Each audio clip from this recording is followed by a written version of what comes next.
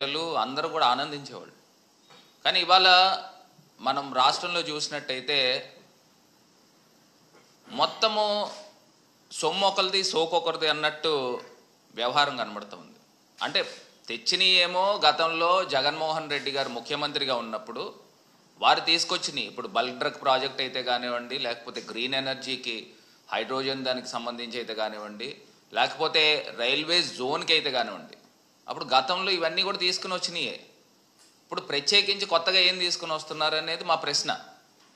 ఇప్పుడు ప్రధానమంత్రి గారు వస్తున్నారు, ఇప్పుడు అక్కడ కొన్ని వేల కోట్ల రూపాయలు విలువ చేసే స్టీల్ ప్లాంట్ ఉంది, అది ప్రైవేటైజ్ చేస్తూ ఉన్నారు. దాని మీద ఏదన్నా మీరు హామీ ఇప్పించగలుగుతున్నారా అని అడుగుతున్నాం. అది ప్రైవేటైజ్ చేయట్లేదు, దాన్ని యాజ్ ఇట్ ఈజ్ ఉంచుతాము.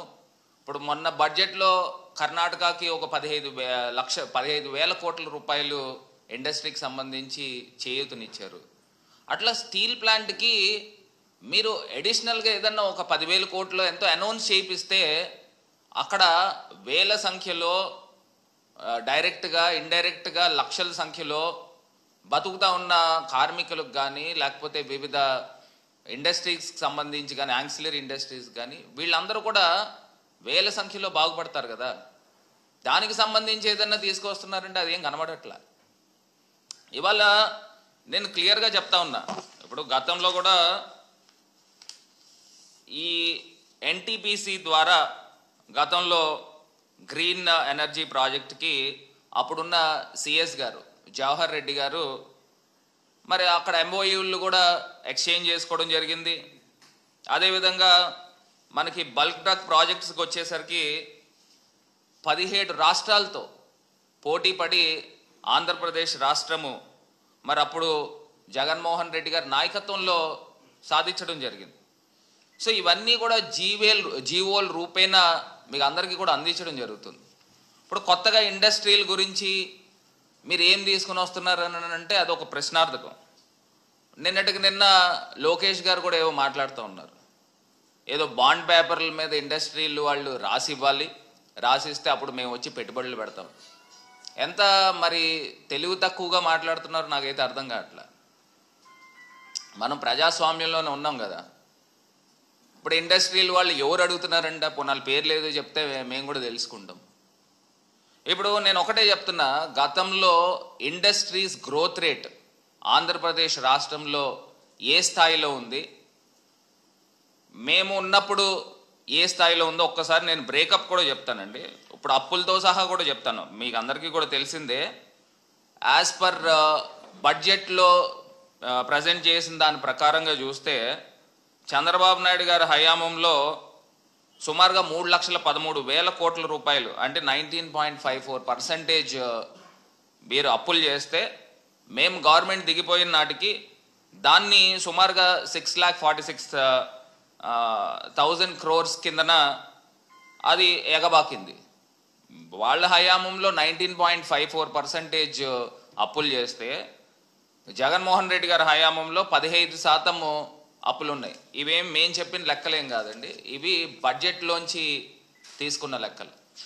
సరే, ఇది పక్కన పెడితే ఇంకొకటి గ్రాస్ వాల్యూ ఎడిషన్ కిందన ఇండస్ట్రీస్కి సంబంధించి ఏ స్థాయిలో చంద్రబాబు నాయుడు గారి టైంలో ఏ స్థాయిలో గ్రోత్ పెరిగింది, మా టైంలో ఏ స్థాయిలో పెరిగిందని అంటే, చంద్రబాబు నాయుడు గారు 2019 దిగిపోయే టైంకి 11.92% ఉంటే, జగన్మోహన్ రెడ్డి గారు దిగే టైంకి 12.61% ఉంది. ఇది గ్రోత్ పెరిగింది ఇండస్ట్రీస్కి సంబంధించి. ఇవి కూడా గవర్నమెంట్ ఆఫ్ ఇండియా లెక్కల ప్రకారంగానే మేము తీసుకున్నవి, ఇవేమి మా సొంత డబ్బాలు ఏం కాదు. సో దీంతో పాటు మనం ఇంకొకటి జీడిపి కూడా చూద్దాం. Per capital GDP components and per capital income ప్రకారంగా కంపారిజన్ కూడా చూద్దాం. ఇప్పుడు per capital income Chandrababu Naidu గారు దిగిపోయే టైంకి 2018-19 టైంకి ఆంధ్రప్రదేశ్లో 1,54,000 రూపాయలు ప్రతి సగటు పౌరుడికి ఉంటే, అక్కడ కూడా మనకి భారతదేశంలో 18th ప్లేస్ ఉంది చంద్రబాబు నాయుడు గారు దిగిపోయే టైంకి. ఇప్పుడు జగన్మోహన్ రెడ్డి గారు దిగిపోయే టైంకి ఆంధ్రప్రదేశ్లో పెర్ క్యాపిటల్ ఇన్కమ్ అంటే ఒక సగటు పౌరుడికి సుమారుగా 2,19,000 కోట్ల రూపాయలు ఉంది. అంటే అప్పుడు ఇంకా 15% వెళ్ళాం.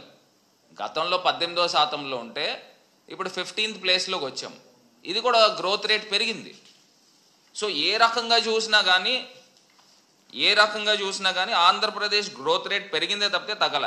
ఇంకొకటి ఇండస్ట్రీస్లో ఈ లోకేష్ గారు చెప్పిన విధంగానే ఒకవేళ అదే వాస్తవం అయితే ఇండస్ట్రీస్లో కూడా గవర్నమెంట్ ఆఫ్ ఇండియా ఇచ్చిన టాప్ 15 స్టేట్స్లో అప్పట్లో 18-19కి 11th ప్లేస్లో ఉంది ఆంధ్రప్రదేశ్. ఇప్పుడు జగన్మోహన్ రెడ్డి గారు దిగిపోయే టైంకి 8th ప్లేస్కి వచ్చింది.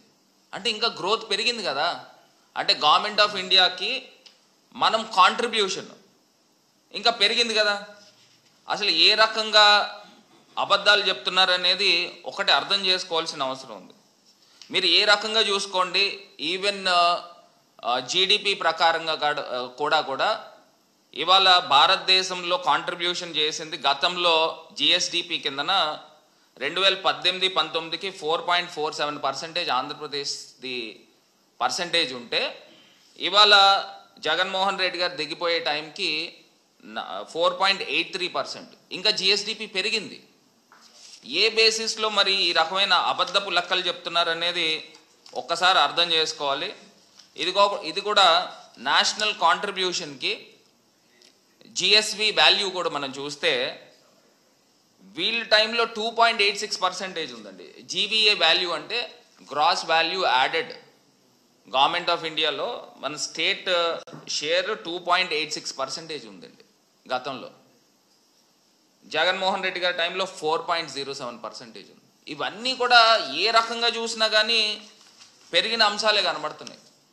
చంద్రబాబు నాయుడు గారు కానీ లేకపోతే వాళ్ళ కొడుకు లోకేష్ కానీ ఏం చెప్తా ఉన్నారనేది ఒక్కసారి ప్రజల్ని ఆలోచన చేయమని కోరుతా ఉన్నారు. ఇవాళ ఇండస్ట్రీస్ని ఏ రకంగా చూసుకున్నా చంద్రబాబు నాయుడు గారు ఇంకేమన్నా తీసుకుని వస్తే ప్రజలు ఇంకా ఆనందించేవారు. అది కాకుండా ఇవాళ ఆంధ్రప్రదేశ్ రాష్ట్రంలో ఇండస్ట్రీస్ వెనక్కి వెళ్ళిపోయేలా ఇవాళ ఆంధ్రప్రదేశ్ రాష్ట్రంలో తీసుకొస్తా ఉన్నారు. నేను కొన్ని ఆడియో క్లిప్లు కూడా ఉన్నాయి. ఏ రకంగా స్థానికంగా రాజమండ్రిలో ఒక పేపర్ మిల్, పెద్ద ఇండస్ట్రీ ఉంది, ఇంటర్నేషనల్ పేపర్ మిల్. ఆ ఇంటర్నేషనల్ పేపర్ మిల్ వాళ్ళని ఏ రకంగా బెదిరింపులు చేశారు. ఈ తెలుగుదేశం పార్టీ ఎక్స్ఎమ్మెల్సీ ఆదిరెడ్డి అప్పారావు అని ఇప్పుడు ఉన్న స్థానికంగా రాజమండ్రి ఎమ్మెల్యే వాళ్ళ తండ్రి ఏ రకంగా బెదిరింపులు చేశారు, ఆ ఇండస్ట్రీ వాళ్ళని ఏ రకంగా దుర్భాషణలు ఆడారు. ఇందులో ఒక ఫోన్ వాయిస్ రికార్డ్ ఉందండి. ఆ వాయిస్ రికార్డు మీకు వినిపిస్తాను. ఇవాళ సాక్షాత్తు ప్రధానమంత్రి గారు వస్తున్నారు, ఒక బంగూర్స్ని ఏ రకంగా నిందించాడు అవి కూడా ఉన్నాయి. ఒక్కసారి అది ప్లే చేయండి అన్న. ఒకసారి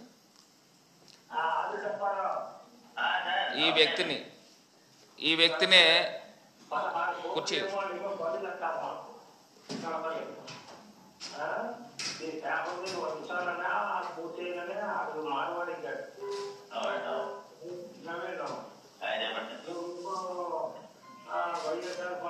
వైఎస్ఆర్ పార్టీలో కుర్చీ మాట మా మీద కామెంట్ చేస్తాం. నేను తీసుకెళ్తానని అనుకోకు.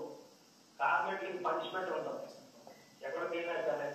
సరే అది నేను వస్తాయి సమాధానం రెడీ పెట్టుకోండి. డ్యూటీకి వెళ్తున్నావా?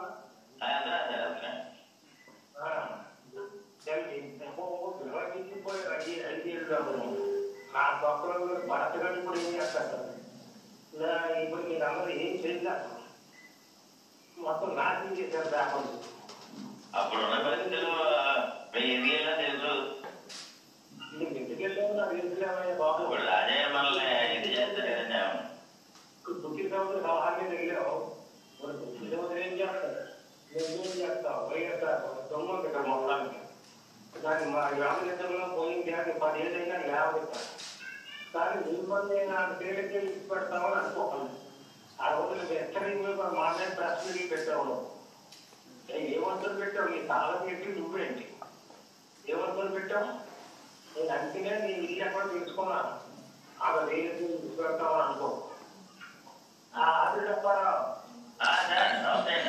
అంటే ఈయన ఏ రకంగా మాట్లాడుతున్నాడో చూడండి. ఈయన ప్రవీణ్ చౌదరి అని, ఈయన వీళ్ళ తాతగారు పేరు ఫస్ట్ ఎమ్మెల్యే. వీళ్ళ తాతగారు రాజమండ్రి ఎమ్మెల్యే చేశారు, చిట్టూరు ప్రభాకర్ చౌదరి గారు. వాళ్ళ మనవడు ఈయన పేపర్ మిల్ యూనియన్ లీడర్ని ఏ రకంగా బెదిరించాడు చూడు. ఏ రకంగా ఇల్లు ఎక్కడున్నది, నీ ఇల్లు ఎక్కడుందో తెలుసుకున్నాను. ఆయన అక్కడ పేపర్ మిల్ ఇండస్ట్రీ వాళ్ళు బంగూర్స్ మార్వాడీస్, అతన్ని ఏ రకంగా మాట్లాడుతున్నాడు. ఆ మార్వాడీ గాడిని అక్కడ ఇండస్ట్రీ ఉంచాలా పీకేయాలా మేము ఆలోచిస్తాం ఏమన్నాడన్నా ఒక్కసారి మళ్ళీ పెట్టి ఆ ఇండస్ట్రీ 16 కోట్లు ఏమో ఏమో 10 లక్షలు ఈయనకి పన్ను కట్టాలండి 16 కోట్లు. ఈ పేపర్ మీద ఉంచాలన్నా పూర్తయిననే అది మారవాడిగాడు. ఏం మాట్లాడాడు, ఆ పేపర్ మిల్ ఉంచాలన్నా మూసేయాలన్నాడు. అంటే 1000 కోట్ల రూపాయల ఇండస్ట్రీని మూసేయాలన్నాడు. అంటే 1000 సంఖ్యలో కార్మికులు దాన్ని నమ్ముకొని జీవనం చేస్తూ ఉంటారు. 1000 సంఖ్యలో, అది ఒక 1000 కోట్ల రూపాయల ఇండస్ట్రీని ఉంచాలా మూసేయాలన్నా ఆ మార్వాడీ గాడు ఈయన మాట్లాడే విధానం ఇది ఎంతవరకు సబబు అని అడుగుతా ఉన్నా. ఇవాళ సాక్షాత్తు ప్రధానమంత్రి గారు వస్తున్నారు కదా, వీళ్ళు బంగూర్స్ ఒక ఇండస్ట్రీని ఈ రకంగా దుర్భాషణలు ఆడొచ్చు ఆ ప్రమోటర్స్ని. ఇవాళ నేను ప్రశ్నిస్తూ ఉన్నాం, ఇతనికి 16 కోట్ల రూపాయలు పన్ను కట్టాలంటే అసలు ఏంటి, ఎక్కడికి వెళ్ళిపోతా ఉన్నాం? ఇండస్ట్రీస్ని ప్రమోట్ చేసే విధానం కనబడుతుందా అని ఇవాళ నేను ప్రశ్నిస్తున్నా. ఇతన్ని తీసుకుని వచ్చి ఈ రకంగా దుర్భాషణలు ఆడిన పరిస్థితులు, బెదిరించే పరిస్థితులు. అంటే రాజమండ్రిలో ఈయన అప్పారావు అన్న వ్యక్తి మాజీ ఎమ్మెల్సీ, అది కూడా గతంలో మా పార్టీలో వైఎస్ఆర్ కాంగ్రెస్ పార్టీలో ఉంటే జగన్మోహన్ రెడ్డి గారు రాజకీయ భిక్ష పెట్టారు. తెలుగుదేశం పార్టీలో ఇతన్ని ఎక్స్పెల్ చేశారు. ఎక్స్పెల్ చేస్తే పార్టీలోకి వచ్చి అంత నమ్మబలికి ఇది చేస్తాం అది చేస్తాం అని నమ్మబలికి ఫస్ట్ ఎమ్మెల్సీ ఇస్తే ఆ ఎమ్మెల్సీని తీసుకుని వెళ్ళి డైరెక్ట్గా వెళ్ళి తెలుగుదేశంలో వెళ్ళి జాయిన్ అయిపోయాడు. అలాంటి వ్యక్తి, అక్కడ అమ్ముడైపోయిన వ్యక్తి ఇవాళ ఈ రకమైన మాటలు మాట్లాడుతూ ఉన్నాడు. ఒక్కసారి ప్రజలను గమనించమని కోరుతా ఉన్నా. ఈ రకంగా బ్లాక్మెయిల్ చేసే ధోరణి కనబడతా ఉంది. ఈ రకమైన పరిస్థితుల్లో ఒక్కసారి ఇండస్ట్రీస్ వాళ్ళు కూడా ఆంధ్రప్రదేశ్లో ఈ తెలుగుదేశం హయాంలో ఇండస్ట్రీలు బతికే పరిస్థితులు కనబడుతున్నాయని అడుగుతున్నా. లోకేష్ గారు ఒకసారి చూడండి, చంద్రబాబు నాయుడు గారు ఒకసారి మీరు చూడండి ఏం జరుగుతుందో ఆంధ్రప్రదేశ్లో. ఒక 1000 కోట్ల రూపాయలు ఉన్న ఇండస్ట్రీని ఏ రకంగా బెదిరింపులు చేస్తూ ఉన్నారు. అంటే అసలు ప్రజాస్వామ్యంలో ఉన్నామా లేకపోతే ఇది ఏమన్నా డిక్టేటర్షిప్ అని అడుగుతా ఉన్నా. ఏ రకంగా చూసుకున్నా జగన్మోహన్ రెడ్డి గారి హయాంలో ఇండస్ట్రీస్ గ్రోత్ రేట్ పెరిగింది, జీడిపి పెరిగింది, జీబీఎస్ పెరిగినాయి. ఏ రకంగా చూసినా ఇండస్ట్రీస్ ఆంధ్రప్రదేశ్ రాష్ట్రంలో ది నంబర్ 1 కిందన ముందుకు వెళ్ళిన పరిస్థితులు. ఇప్పుడున్న పరిస్థితుల్లో ఏ రకంగా వెనక్కి లాగే పరిస్థితులు ఇవాళ కనబడతా ఉన్నాయి. ఈ రకంగా ఇండస్ట్రీస్ని బ్లాక్మెయిల్ చేయొచ్చా అని నేను అడుగుతా ఉన్నా. ఈ రకంగా యూనియన్ లీడర్స్ని నీ ఇల్లు ఎక్కడుందో నేను తెలుసుకున్నాను అని మాట్లాడచ్చా అని నేను అడుగుతా ఉన్నా. నీ ఇల్లు ఎక్కడో నేను తెలుసుకున్నాను, నేను అంత తేలిగ్గా వదలను, దీనికి పనిష్మెంట్ ఉంటుంది. ఏంటి పనిష్మెంట్ ఉండేది? ఏం చేసాడని పనిష్మెంట్లు ఉండాలా? ఒక్కసారి ప్రజల్ని ఇవన్నీ కూడా గమనించమని కోరుతా ఉన్నా. ఈ కాకుండా ఒకే మాట నేను చెప్పాలనుకున్న అంశం ఏంటంటే, ఇవాళ ఆంధ్రప్రదేశ్ రాష్ట్రంలో ప్రజల్ని ఆలోచన చేయమని కోరుతా ఉన్నా. ఒక ఇండస్ట్రీస్ వ్యక్తుల్ని ప్రమోటర్స్ని ఏ రకంగా బెదిరింపులు చేస్తూ ఉన్నారు, అదే కాకుండా ఆంధ్రప్రదేశ్ ప్రజల్లో ఏ రకంగా నిస్తేజం కనబడుతూ ఉంది. ఇవాళ స్కూల్స్కి సంబంధించి అమ్మఒడి ఇవ్వట్లే, ఏదో తల్లికి వందనం అన్నారు, అది అన్నీ కూడా ఎగ్గొట్టే పరిస్థితులు కనబడుతున్నాయి. ఫీజు రియంబర్స్మెంట్లు కనబడట్లే. మరి పిల్లలు ఏ రకంగా చదువుకోవాలో ఒకసారి ఆలోచన చేయాలి. ఇవన్నీ కూడా ఇప్పటికైనా బుద్ధి తెచ్చుకొని ఇలాంటి వాళ్ళకి అందరినీ కూడా పక్కన పెట్టి ప్రజలకి మీరు ఏవైతే హామీలు ఇచ్చారో ఈ హామీలన్నీ కూడా నిలబెట్టుకుంటేనే ప్రజలు మిమ్మల్ని హర్షిస్తారనే అంశాన్ని మీరు గుర్తుపెట్టుకోవాల్సిందిగా ఈ సందర్భంగా కోరుతా ఉన్నాను.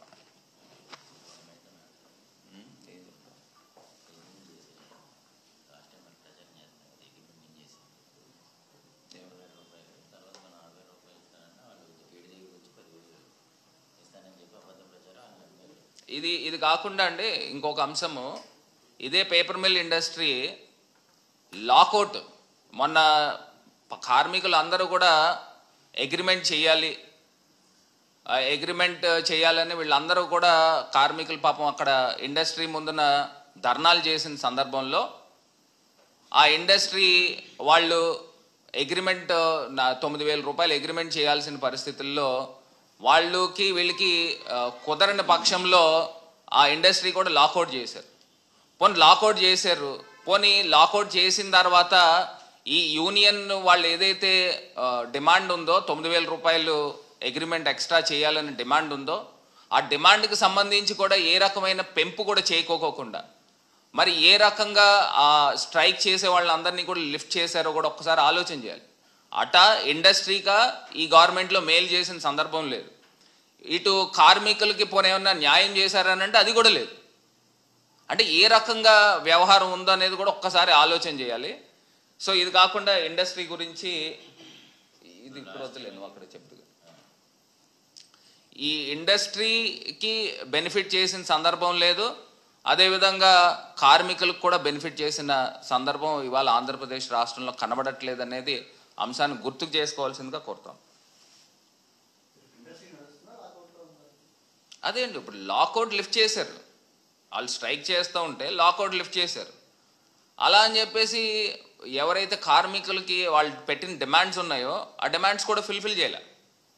అంటే నాకు తెలిసి ఈ ప్రధానమంత్రి గారు వస్తూ ఉన్నారు కాబట్టి వాళ్ళకి ఏదైనా ఆశ చూపించి ఏదైనా లిఫ్ట్ చేశారో నాకు తెలీదు. అలా అని చెప్పేసి 5 years 6 years నుంచి డిమాండ్స్ ఉన్నాయి, అది కూడా ఇంకా ఇప్పుడు దాకా కార్మికుల యొక్క డిమాండ్స్ ఇంకా ఫుల్ఫిల్ కాలే. ఏమని చెప్తావా?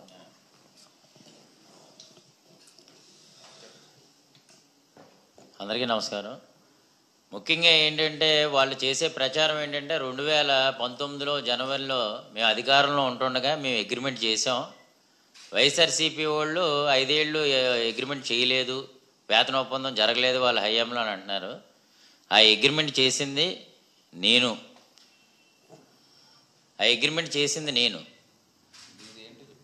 అలాగే పేపర్ మిల్ కార్మిక సంఘం తరపున అగ్రిమెంట్ చేసింది నేను. అయితే దాన్ని వాళ్ళ హయాంలో అయినంత మాత్రాన మా హయాంలో అయిందని చెప్పుకుంటున్నారు అంతే. కేవలం వాళ్ళు హామీ ఇచ్చి 3 ఉద్యోగాలు తీసేస్తే వాళ్ళని పెట్టుకుంటాం అని చెప్తేనే మంత్రి పితాని సత్యనారాయణ గారి దగ్గరికి వెళ్ళాం, వాళ్ళు ఒక్క ఉద్యోగం కూడా పెట్టుకోలేదు. ఆ సందర్భంలో వెళ్ళాం తప్ప అగ్రిమెంట్ గురించి పితాని సత్యనారాయణ గారి సమక్షంలో అవ్వలేదు. కేవలం ఇందులో ఒక ఎమ్మెల్యే కానీ ఆ పార్టీ కానీ సంతకం ఉందేమో మీకు ప్రెస్కి ఇస్తాను. కాబట్టి ఏంటంటే అబద్ధాలతోటి మేము 6,000 రూపాయలు భర్త గారి సమక్షంలో మేనేజ్మెంట్ని ఒప్పిస్తే తండ్రి కొడుకులు ఇదే ఎలక్షన్ అయిపోయాక 4 రోజుల్లో మేము 10,000 రూపాయలు తీసుకొస్తాం అని చెప్పడంతో అబద్ధ ప్రచారాలు రాష్ట్రం అంతా నమ్మారు. అలాగే పేపర్ మిల్ కార్మికులు కూడా నమ్మి వాళ్ళు నగ్గిస్తే 4 రోజుల్లో చేస్తానన్న వాళ్ళు ఇప్పుడు 7 నెలలు అయింది. మళ్ళీ వచ్చి మొన్న ఈ 7 నెలలు చూసి అగ్రిమెంట్ అవ్వట్లేదని కార్మికుల ఆవేదనతో స్ట్రైక్ చేస్తే దాన్ని కమిటీ వేసాం, సీఎం గారి దృష్టికి తీసుకెళ్ళామని మోడీ గారు వస్తున్నారని చెప్పేసి వాళ్ళని స్ట్రైక్ కాలప్ చేసి ఒక్క డిమాండ్ ఒక 5 రూపాయలు కూడా వాళ్ళకి ఏం పెరగలే. కాబట్టి ఏంటంటే బురద జల్లే కార్యక్రమాలు చేసుకుంటున్నారు తప్ప అక్కడ సబ్జెక్ట్ లేదు, వాళ్ళు ఒక అగ్రిమెంట్ కూడా చేయలేదు. ఎందుకంటే టీఎన్టీసీ ఉంది అక్కడ, కనీసం వాళ్ళ సంతకాలు కూడా ఒక్కటి కూడా లేదు. కాబట్టి ఏంటంటే లాస్ట్ టైం అగ్రిమెంట్ నేను చేశాను, 350 మందిని పర్మనెంట్ చేశా, అలాగే 1,382 మంది కార్డులు ఇప్పించా. ప్రతి సైన్ నా ఇనిషియల్ ఉంటుంది. నేను మాట్లాడి అక్కడ మా తాతయ్య గారు 2 సార్లు ఎమ్మెల్యే చేశారు, రాజమండ్రి మొట్టమొదటి ఎమ్మెల్యే. అక్కడ మనం చేసిన దాన్ని వాళ్ళు చేయలేక ఒక్కడిని కూడా పర్మనెంట్ చేయలే, ఒక కార్డు ఇప్పించలే, 9,000 10,000 చేయలేదు. ఎంతసేపు బురద జల్లే కార్యక్రమాలు చేసుకుంటున్నారు. అబద్ధాలు చెప్తే కొన్నాళ్ళు ఇదిగా ఉంటుంది, నమ్ముతారు జనం. కానీ మీరు ఏంటనేది 7 నెలల నుంచి చూస్తూనే ఉన్నారు.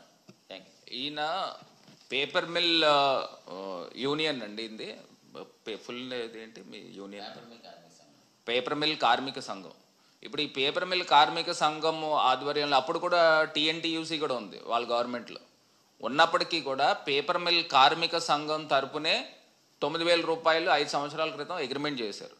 దాని తర్వాత వాళ్ళు మేనేజ్మెంట్ వాళ్ళు కోర్టుకు వెళ్ళడం వలన ఇది కొంత డ్రాగ్ ఆన్ అయింది. సో కోర్ట్ నుంచి ఒక ఆర్డర్ వచ్చిన తర్వాత అగ్రిమెంట్ చేసుకోమన్నప్పుడు మా హయాంలో నేను మేనేజ్మెంట్తో మాట్లాడి ఇప్పుడు కొత్తగా వచ్చిన ప్రమోటర్స్ 6,000 మించి పెంచట్లేదు, 6,000కి మీరు అగ్రిమెంట్ చేసుకోండి అని నేను కార్మికులతో కూడా మాట్లాడాను, మేనేజ్మెంట్తో కూడా మాట్లాడితే అప్పుడు తెలుగుదేశం మేము వస్తే 10,000 రూపాయలు అగ్రిమెంట్ చేస్తాము అని వేల కార్మికులకు అందరికీ కూడా నమ్మబలికి అప్పుడు అది వాయిదా పడింది. 6,000కి ఒప్పుకోలే, ఎందుకంటే మేనేజ్మెంట్ ఒప్పుకోవట్లేదు, ఇటు కార్మికులు ఒప్పుకోవట్లే. మేనేజ్మెంట్ 6,000 వరకు వాళ్ళని ఒప్పించడం జరిగింది. సో ఒప్పించినా ఇక్కడ కార్మికులకి వీళ్ళందరికీ కూడా రాష్ట్రంలో ఏ రకంగా అయితే అబద్ధాలు చెప్పారో అక్కడ పేపర్ మిల్ ఇండస్ట్రీకి కూడా అలాగే అబద్ధాలు చెప్పి 10,000 రూపాయలు చేస్తూ ఉన్నారు అగ్రిమెంట్ ఎక్స్ట్రా పెంపు. సో ఇప్పుడు నెల రోజుల్లో వచ్చి మేము గవర్నమెంట్లో వచ్చిన నెల రోజుల్లో చేస్తామని చెప్పి ఇప్పుడు దాకా చేయట్లేదని వాళ్ళు అక్కడంతా స్ట్రైక్ చేశారు. ఆ పేపర్ మిల్ ఎంప్లాయీస్ అందరూ కూడా స్ట్రైక్ చేస్తే ఇప్పుడు 1 రూపాయి కూడా పెంచలే. అర్ధాంతరంగా అక్కడ వాళ్ళు స్ట్రైక్ చేస్తూ ఉంటే వీళ్ళు లాకౌట్ అని పెట్టి అర్ధాంతరంగా మళ్ళీ లాకౌట్ లిఫ్ట్ చేయించి ఈ పేపర్ మిల్ కార్మికులు అందరితోనూ ఒక కమిటీ వేసాము, ఆ కమిటీలో మీకు తేలుస్తామని చెప్పేసి స్ట్రైక్ని లిఫ్ట్ చేయడం కూడా జరిగింది. ఇవి జరిగిన సందర్భాలు. సో ఒక్కసారి ఇవన్నీ కూడా ప్రజల్ని అవగాహన చేసుకోమని కోరుతా ఉన్నా. కామన్ ప్రజల్ని ఏ రకంగా అయితే మోసం చేశారో సూపర్ 6 హామీల పేరున అక్కడ కూడా ఇండస్ట్రీలను కూడా అలాగే, ఇండస్ట్రీ కార్మికులను కూడా అలాగే మేము వచ్చిన నెల రోజుల్లో 10,000 రూపాయలు అగ్రిమెంట్ చేస్తామని అబద్ధం చెప్పారు. ఇప్పుడు వచ్చి 7 నెలలు అయింది, ఇప్పుడు దాకా ఏ రకమైన అగ్రిమెంట్ చేయకపోతే వాళ్ళందరూ కూడా స్ట్రైక్ చేస్తూ ఉంటే దాన్ని పిఎం వస్తున్నాడని చెప్పేసి దాన్ని వాయిదా వేయించి ఈ రకమైన కార్యక్రమాలు జరుగుతున్నాయి. ఒక్కసారి ప్రజల్ని అవగాహన చేసుకోమని కోరుతాం.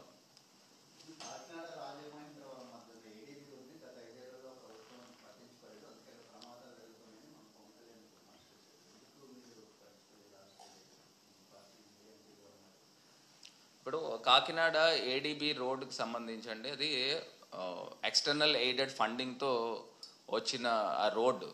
అప్పుడు ఆ ఫండ్స్కి ఏడీబీ వాళ్ళ దగ్గర నుంచి కొంత ఆ ఫండ్ దగ్గర కొంత స్ట్రగుల్ అయింది.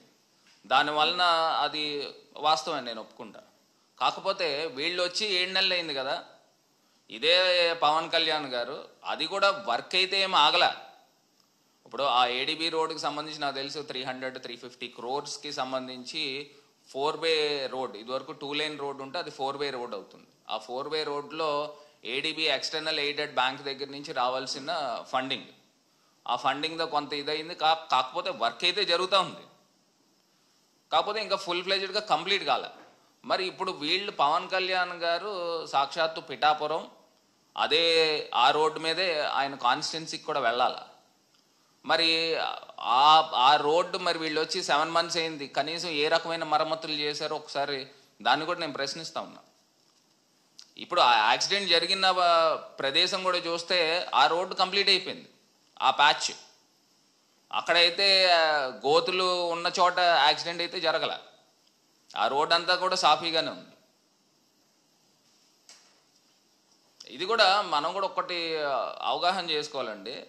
ఆ రోజు ఆ గేమ్ చేంజర్ ఆ ఫంక్షన్లో ఇదే సాక్షాత్తు డిప్యూటీ సీఎం గారు ఏ రకంగా మాట్లాడారు, యువతని ఏ రకంగా ప్రోత్సహించారు. మీరు అందరూ కూడా సైలెన్సర్లు ఇప్పేయండి, లేకపోతే ఆ జోష్ రాదు. మరి ఈ రకమైన ఇంత ఇర్రెస్పాన్సిబుల్గా మాట్లాడచ్చా అని నేను అడుగుతా ఉన్నా. అంటే ఇంకా ఉద్యోగాలు రావడానికి ఇంకా టైం పడుతుంది కాబట్టి ఆ ఎనర్జీ ఎక్కడికి వెళ్ళిపోతుంది, ఇట్లా మాట్లాడచ్చా అని అడుగుతున్నా. ఇది లెజిటిమేటా అని అడుగుతా ఉన్నా.